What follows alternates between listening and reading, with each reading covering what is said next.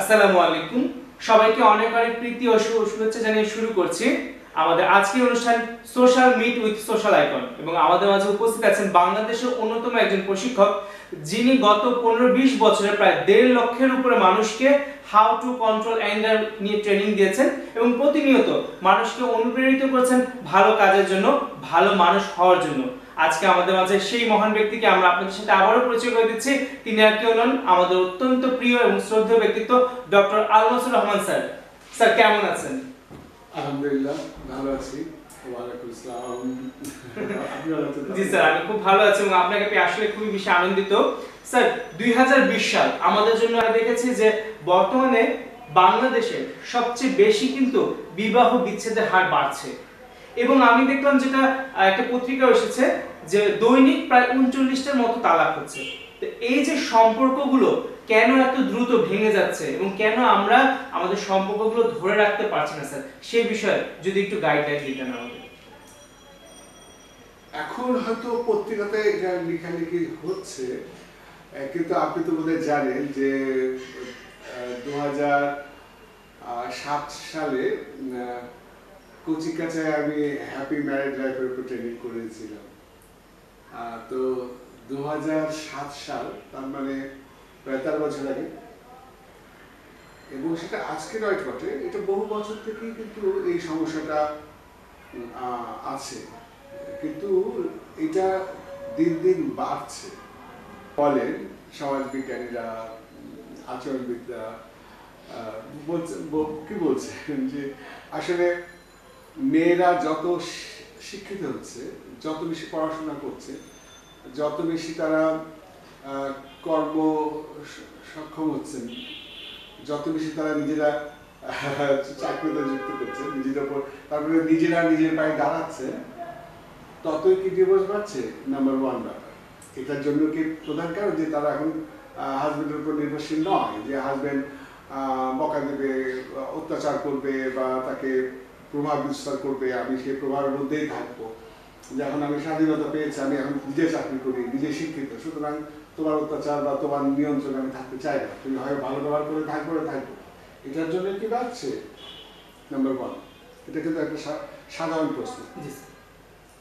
2, যখন mobile phone এলো, যখন সোশ্যাল মিডিয়া আসলো, তখন আমার প্রচুর বন্ধু হচ্ছে, ছেলে বন্ধু মেয়ে বন্ধু হচ্ছে। তার মানে কি, আমি অনেকের সাথে পরিচিত হচ্ছি, যে আমার হাজবেন্ড যদি আমার ভালো না লাগে, তাহলে সে যদি আমার সাথে একমত না পোষণ করে বা সে যদি আমার উপর প্রভাব বিস্তার করার চেষ্টা করে, তাহলে আমার তো অনেকে আছে, আমার বন্ধু আছে, আমাকে নেওয়ার জন্য অনেকে আছে, ভাবখানে এরকম। এটার জন্য কি হচ্ছে সাধারণ প্রশ্ন, যে এগুলোর জন্য হচ্ছে কিনা। এগুলো তো একটা অবশ্যই, এটার জন্য বহু বিবাহ ভাঙছে, এটা সত্য, এটা সত্য। কিন্তু তাই বলে কি আজ থেকে আমরা দেখছি না যে ইউরোপে, আমেরিকাতে বা আমাদের দেশেও কি আগে বিবাহ বিচ্ছেদ হয়নি? হ্যাঁ, নিশ্চয়ই হচ্ছে। যেমন বাংলাদেশে আজ থেকে 70 বছর আগে, 100 বছর আগে বা 40 বছর আগে বিবাহ বিচ্ছেদ হয়নি, হচ্ছে। তখন ছেলেরা অধিকাংশ ক্ষেত্রে বিবাহ বিচ্ছেদ করেছে। দেখা গেছে তখন 80% ছেলেরা করছে, 20% মেয়েরা করছে। কিন্তু এখন ব্যাপারটা একদম উঠে গেছে না, এখন প্রায় 70% মেয়েরাই যেন আবেদন করছে। অবশ্যই এগুলো একটা ব্যাপার। আমি যে দুটো পয়েন্ট বললাম, এটা দুটো অবশ্যই ব্যাপার। তবে এগুলো মূল ব্যাপার নয়। এগুলো ব্যাপার, এগুলো অবশ্যই ব্যাপার, তবে এগুলো মূল ব্যাপার নয়। যেমন দেখেন, আমেরিকাতে একটা রিসার্চে দেখা গেছে যে ক্রিসমাস ছুটির সময় বিবাহ বিচ্ছেদটা বেশি হয়। কেন?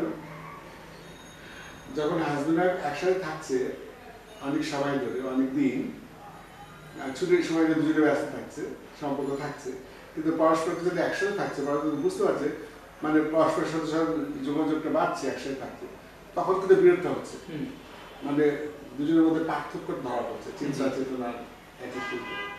কিন্তু 12-14 বছর আগে থেকে যে কথাটা বলেছি, কমন কিছু কজেস আছে, কারণ আছে বিবাহ বিচ্ছেদ, সেটা হচ্ছে আমাদের অ্যাটিটিউডের প্রবলেম। মনে আছে আমার 3টা সি এর কথা? জি। Complain, compare, condemn. এটা কিন্তু আজকে থেকে না, এটা শত বছর, হাজার বছর থেকে এই 3টে কিন্তু কারণ। জি। মূল কারণ যে হাজব্যান্ড রিলেশনশিপ ভেঙে যাওয়ার পিছনে আচরণগত ত্রুটিটাই সবচেয়ে বেশি। 1 নম্বর আমি বলেছি যে হাজব্যান্ড ওয়াইফের নামে কমপ্লেন করে, ওয়াইফ হাজব্যান্ডের নামে কমপ্লেন করে, তোমাকে দিয়ে হচ্ছে না, তুমি এটা পারো না, তুমি যা বলি তাই উল্টোটা করো, তোমাকে মানে খালি কমপ্লেন, মানে যত বেশি অভিযোগ করতে থাকবে হাজব্যান্ড ওয়াইফের নামে, ওয়াইফ হাজব্যান্ডের নামে। কমপ্লেন মানে বুঝতে পারছেন তো? ওয়াইফ হাজব্যান্ড যদি বলে তোমাকে ওই কাজটা কিছু হয়নি, তুমি ওর শাশুড়ির সাথে খারাপভাবে করছো, তুমি ওর সাথে খারাপভাবে করছো, দোকানে মার্কেটিংয়ে ভুল জিনিস কিনেছো, তুমি স্কুলে পাঠিয়েছি, স্কুলে দিয়ে ভেজাল করেছো, বা টিচারের সাথে তোমার আচরণটা ঠিক হয়নি, মানে অভিযোগ রান্না ঠিক হয়নি, তোমাকে বলেছি না, তুমি করছো না। তার মানে যত বেশি অভিযোগ হবে সম্পর্ক তত কি হবে? দ্রুত বাড়বে, মন খারাপ হবে। জি জি। এখনো প্রবল, এখনো আমি ঘরে ঘরে তাই দেখতে পাই যে হাজব্যান্ড ওয়াইফের নামে কমপ্লেন করে, ওয়াইফ হাজব্যান্ডের নামে কমপ্লেন ছাড়া কোনো কথাই নেই। জি। আর কম্পেয়ার, যে হাজব্যান্ড ওয়াইফকে কম্পেয়ার করে, হাজব্যান্ড ওয়াইফ এটা তো মানে প্রতিনিয়ত ঘটছে যে তুমি ওই ভাবি, ওই তোমার বান্ধবী, ওই ও যদি এত কিছু পারে, ও যদি ও এত এত এত ব্যস্ততার মধ্যে সংসার করতে পারে, ও এত ব্যস্ততার মধ্যে বাচ্চা পড়াতে পারে, ও রান্না করতে পারে, তুমি কেন পারো না? আমরা আমি আরেকজনের সাথে কম্পেয়ার করি। একদম। তো কম্পেয়ারিজম যত হতে থাকবে আরেকজনের সাথে, ওয়াইফকে যখন আমি অন্য কোনো ব্যক্তি মহিলার সাথে কম্পেয়ার করবো, তখন তত তার মন খারাপ হবে, সম্পর্কটা তত ডেট্রিবিউট হবে। জি। ঠিক উল্টো ওয়াইফ যখন হাজবেন্ডের নামে কম্পেয়ার করবে ছেলের সাথে, যে আমার বান্ধবী জামাই এরকম অবস্থায়, আপনি কেন পারছেন না, ও এত ভালো, তুমি কেন, আমার ভাই, আমার আব্বা, মানে এই যে কম্পেয়ার জিনিসটা আসলে স্যার অনেক বেশি ক্ষতি করে। আর 3 নম্বর হচ্ছে কন্টেন্ট মানে হচ্ছে অপমানজনক কথাবার্তা বলা। এটা তো কমন, আমি দেখেছি ঝগড়া হলেই দেখা যাচ্ছে যে একজন ছোট করে, হ্যাঁ, যে তোমার বংশই খারাপ, হ্যাঁ, তুমি কথা, তোমার কথাই হয় না, তোমার কথাকে বাদরের মতো ক্যাঁ করো, বা মেয়ে বললো হ্যাঁ তুমি এমনি খাটো মানুষ, তুমি রেগে গেলে তোমার বাদরের মতো হাঁটো। এই যে অপমানজনক কথা বলা, এতে সম্পর্ক মানে ছোট করা, তুচ্ছতাচ্ছিল্য করা, গালিগালাজ করা, এই যে একটা বাজে একটা ব্যবহার। আপনি আমাকে বলেন, আপনি কি এগুলো সমাজের প্রতিটি পরিবারের, অধিকাংশ পরিবারে, প্রতিটি না অধিকাংশ পরিবারে দেখছেন না? জি। তাহলে আপনি সম্পর্ক কি করে ভালো হবে? একদম। তো এই জিনিসটা এখনো যাচ্ছে না। জি। দেখেন আমার কাছে যারা ম্যারেজ কাউন্সিলের জন্য আসে, যে আমাদের সম্পর্ক ভালো যাচ্ছে না, আমরা আর একসাথে থাকতে পারছি না, হ্যাঁ, অ্যাডজাস্ট হচ্ছে না, তখন আমি তাদেরকে বলি যে দেখেন, সম্পর্ক কি করে সুন্দর রাখতে হয়, পরস্পরকে বুঝতে হয়, এটার উপর কি কোনো পড়াশোনা করেছেন, কোনো ট্রেনিং করেছেন? আপনি চাকরিতে তো ট্রেনিং এর পর ট্রেনিং এর প্রশিক্ষণ নিয়ে একটা চাকরিতে গেছে, সেটা ব্যাংকে হোক, যেখানে হোক, প্রশিক্ষণ নিয়ে নিয়েই তো আপনি আপনার পথটাকে সুরক্ষা করছেন, রাইট? আমরা পড়াশোনা না করি, প্রশিক্ষণ না নিই, অ্যাটলিস্ট আমাদেরকে তো এতটুকু জ্ঞান রাখতে হবে যে একটা সুন্দর রিলেশন কি করে রাখতে হয়। একদম। তাহলে দেখে রিলেশন নষ্ট হওয়ার আমি 3টা কারণ বলেছি। আমি কিন্তু এই পরকীয়া, ফেসবুকে অন্যের প্রতি উইকনেস, আমি কিন্তু এগুলো আনছি না, এগুলো তো একটা ফ্যাক্টর। কিন্তু এই ফ্যাক্টরগুলোকে আমরা ওভারকাম করতে পারছি না। জি। এই ফ্যাক্টরগুলো যদি আমরা ওভারকাম করতে পারতাম, তাহলে তো সম্পর্কটা ভালো থাকতো। একদম। আমি যখন ফেসবুকে অন্য একটা মেয়ের সাথে রিলেশন করছি, ফোনে কথা বলছি, বা ভালো লাগছে আমার, কিন্তু আমি যদি দেখি আমার বউ আমার প্রতি খুব দুর্বল, আমার খবর রাখে, আমি যা পছন্দ করি সেটা আমার জন্য নিয়ে আসে, তাহলে আমার দেখবো যে না, ও আসলে আমার বউ তো আমাকে ভালোবাসে, মানে ওইভাবে কিন্তু ভালোবাসা তৈরি হয়, তাই না? যে ঠিক আছে, ও যতই ভালো কথা বলুক, তার বউ তো আমার জন্য অনেক কিছু করে। 100% একদম। তো এই 3টা বিষয়গুলো আপনাকে মাথায় রাখতেই হবে। আচ্ছা, আমি কিন্তু আমার ট্রেনিং এ একটা কথা গত 14 বছর থেকে বলে আসছি যে স্যার দেখেছেন না, যে ওকে, এই অ্যাটিটিউড গুলো আমাদের সম্পর্ককে নষ্ট করছে, যেটা এখনো করছে, ভবিষ্যতে হয়তো করতে থাকবে যদি আমরা এই 3টে জিনিস না বুঝি। আর কি কি করলে পর সম্পর্কটা সুন্দর থাকবে সেটাও তো আমরা জানি না। জি স্যার। এই পয়েন্টগুলো হচ্ছে সম্পর্ক নষ্ট করে, সম্পর্কগুলোকে সুন্দর রাখে কোন কোন বিষয়গুলো, এগুলি কি আমরা জানি? এগুলো তো আমরা জানি না। সেগুলো হচ্ছে কি, সম্পর্ক সুন্দর রাখার জন্য এই যে সম্পর্ক ভেঙে যাচ্ছে, তার কারণ কিন্তু আমরা নিজেও বুঝতে পারছি না যে আমাদের কি কি প্রবলেম। আমি মনে করছি আমি ঠিকই আছি, কিন্তু আমি তো ঠিক নাই। তাই না? তাহলে ঠিক আমি যদি 3টা পয়েন্ট বলি যে সম্পর্ক সুন্দর রাখার জন্য, সেটা হচ্ছে পরস্পরকে বুঝতে পারা, আন্ডারস্ট্যান্ডিং, যে আসলে কি বলে সে রাগ করে, কি বলে সে খুশি হয়, সে কি পছন্দ করে, ওর পছন্দের জিনিসটা নিয়ে আসা। ওকে ঘুরতে পছন্দ করে না বই পড়তে পছন্দ করে, ওকে ধর্মীয় বই পড়তে পছন্দ করে, সঙ্গীত পছন্দ করে, ওকে ট্রাভেলিং পছন্দ করে, ওকে ঘুমাতে পছন্দ করে। একটা হাজবেন্ড যদি একটা ওয়াইফকে বুঝতে পারে তাহলে সম্পর্কটা শুধু থাকছে না।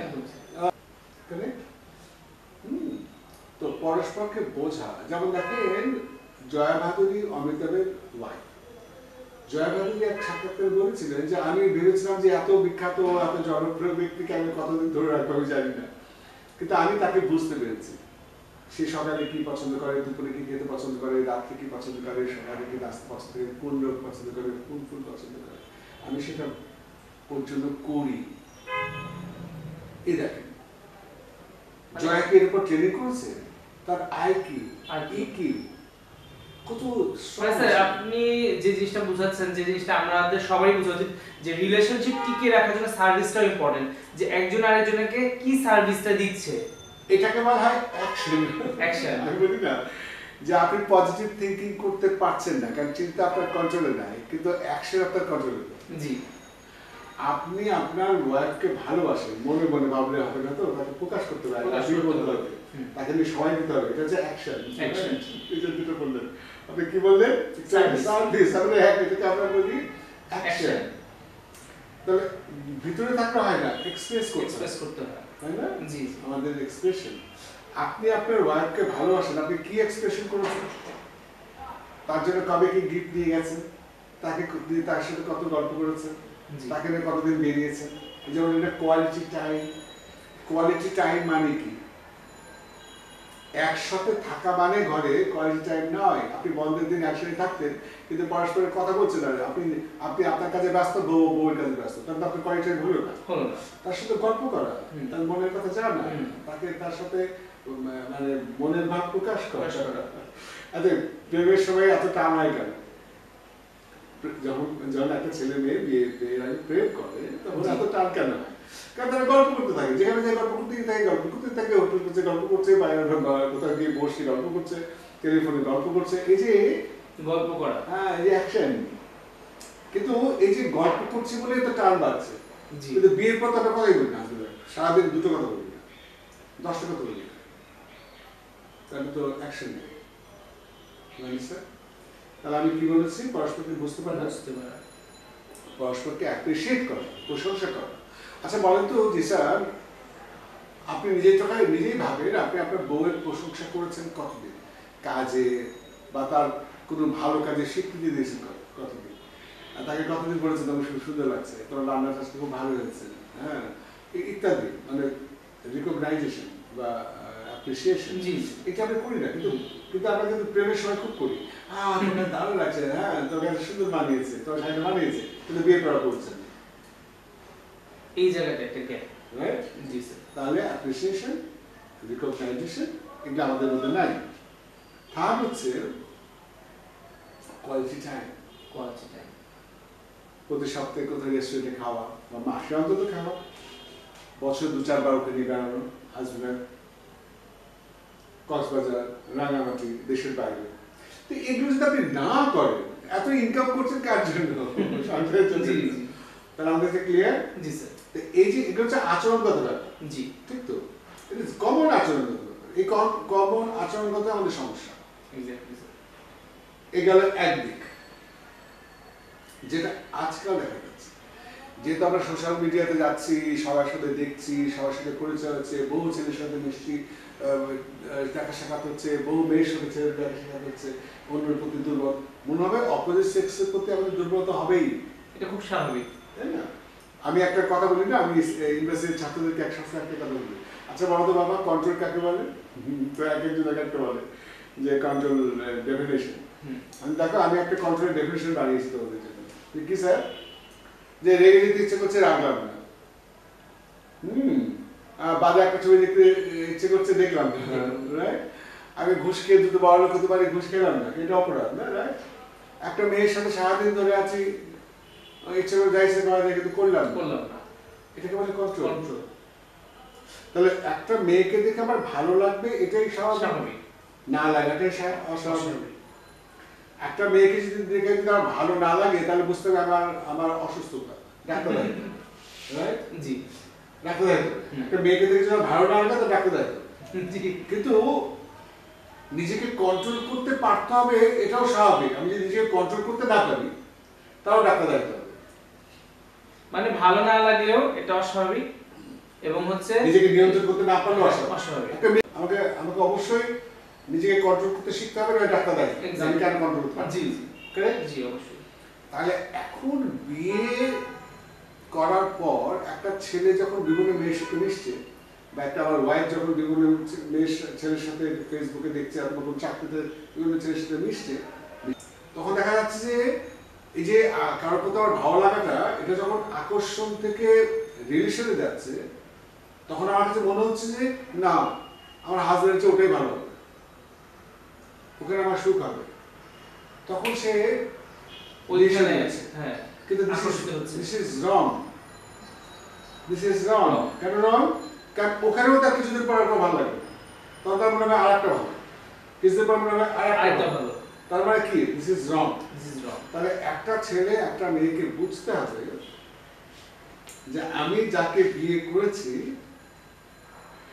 তাকে বুঝে শুনে বিয়ে করেছি, ভালোবেসে বিয়ে করেছি। আমি বলেছি একটা কথা, marriage is not a emotion, it is not a feelings, it is a decision, it is a commitment, it is a deal, it's a big thing.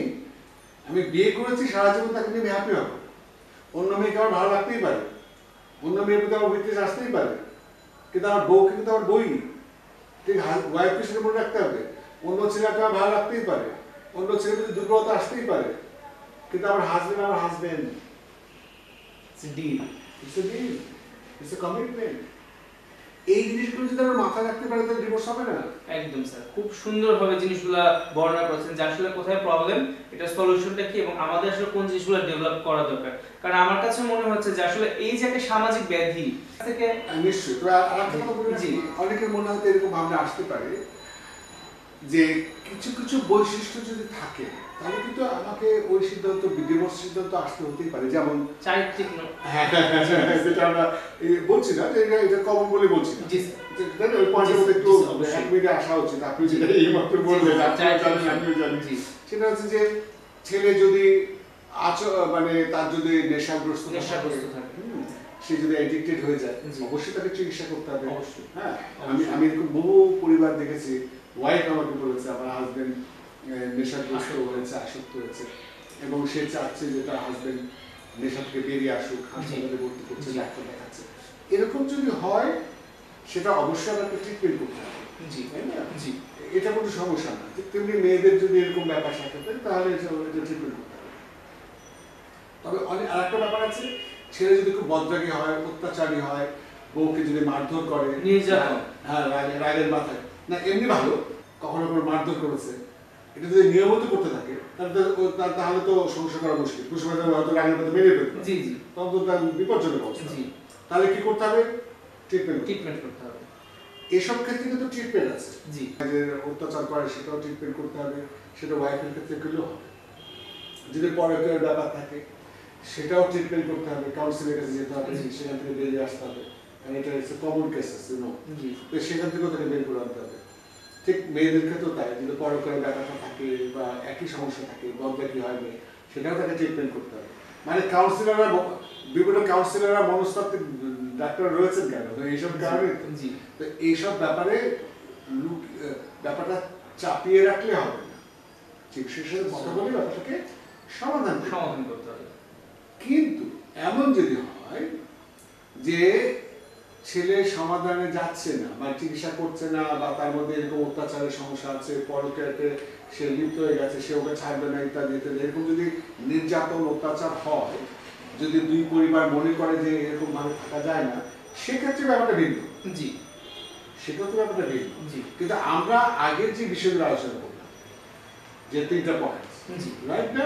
3টা পয়েন্ট কেন করছি, 3টা পয়েন্ট কেন করছি, কেন করছি না, এগুলো যদি আমরা করতে পারি না তাহলে 80 ভাগ ডিভোর্স হবে না। ইনশাআল্লাহ। এবং আমিও আসলে আশাবাদী যে আপনি এত সুন্দরভাবে জিনিসগুলো যে বুঝিয়ে দিলেন যে আসলে প্রত্যেকটা ছেলে মেয়ের কিন্তু আজকে এই প্রোগ্রাম থেকে সেরে দেওয়াটাই সমাধান যে না। একেবারে না, এবং যদি সেখানে সন্তান থাকে, জি যদি ওই পরিবারের সন্তান থাকে এক বা একাধিক, ব্রোকেন পরিবারের সন্তানরা তো স্বাভাবিক বেড়ে ওঠে না, জি তাদের সাইকোলজিক্যাল ডিপ্রেস থাকে, তাদের মনে মনস্তাত্ত্বিক সমস্যা থাকে, তাদের পড়াশোনায় সমস্যা হয়, তাদের মনোকষ্ট হয়, ডিপ্রেশন থাকে।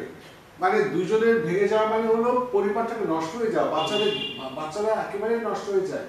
একটা কথা আমি তাহলে বলি যে শয়তান সবচেয়ে বেশি খুশি হয় যখন হাজবেন্ড আর রিলেশনটা নষ্ট হয়। জি এবং আল্লাহর কেউ যদি ডিভোর্স করে, তালাক দেয়, তাহলে আল্লাহর আরশ পর্যন্ত কেঁপে ওঠে। ব্যাপারটা এত আল্লাহ অপছন্দ করে। তো সুতরাং আমাদের খুব সচেতন হতে হবে, সচেতন হতে হবে। আমরা খুব বুঝে শুনে বিয়ে করব। জি বিয়ে করার আগে আমরা বুঝবো, সবকিছু ভালো করে দেখবো, জি কিন্তু বিয়ে যখন হয়ে যাবে সে বিয়ে যাতে আর না ভাঙে, এবার আমাদের সর্বাত্মক চেষ্টা করতে হবে। এক্স্যাক্টলি। অসংখ্য ধন্যবাদ স্যার, খুব গুরুত্বপূর্ণ বিষয় খুব সহজে ব্যাখ্যা করার জন্য। তো আশা করছি আপনারা সবাই আমাদের প্রোগ্রাম থেকে এই শিক্ষাটা গ্রহণ করবেন এবং পাশাপাশি আপনি আপনার নিজের পরিবারের জন্য এবং আপনার আশেপাশে যারা আছেন তাদের সবাইকে মেসেজটা ছুঁয়ে দেবেন। তো ধন্যবাদ সবাইকে। আশা করছি আগামী প্রোগ্রামে আবার আপনাদের সাথে দেখা হবে এবং স্যারের কাছ থেকে আরো গুরুত্বপূর্ণ বিষয়গুলো আমরা জানবো। তো এই বলে আমি বিদায় নিচ্ছি। ভালো থাকবেন, সুস্থ থাকবেন। আল্লাহ হাফেজ। Thank you very much. আসসালামু আলাইকুম।